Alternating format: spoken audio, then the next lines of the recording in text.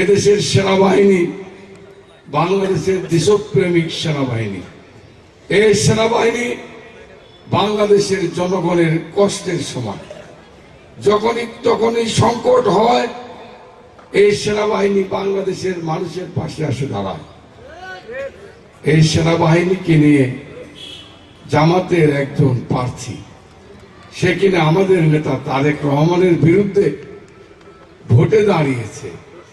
উনি বলেছেন সেনাবাহিনীকে নিয়ে কটূক্তি করেছেন, সেনাবাহিনীকে বিতর্কিত করার চেষ্টা করেছেন।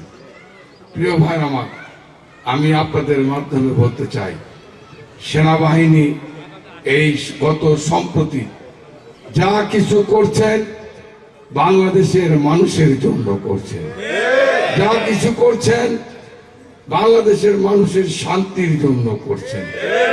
আপনারা জানেন একজন পাবলিক কখনো অস্ত্র নিয়ে ক্যান্টনমেন্টে ঢুকতে পারে না। ক্যান্টনমেন্টের মধ্যে কোন রকমের বৈধ হোক অবৈধ হোক কোন অস্ত্র কেউ বহন করে নিয়ে যেতে পারে না, হয়তোবা সেটাই আইন বলে। সেই কারণে সেই প্রার্থীকে সেনাবাহিনীর অফিসার বা যারা গেটে পাহারা দেয় তারা বাধা দিয়েছে। এটাকে কেন্দ্র করে সে সেনাবাহিনীকে বিতর্কিত করার চেষ্টা করেছে।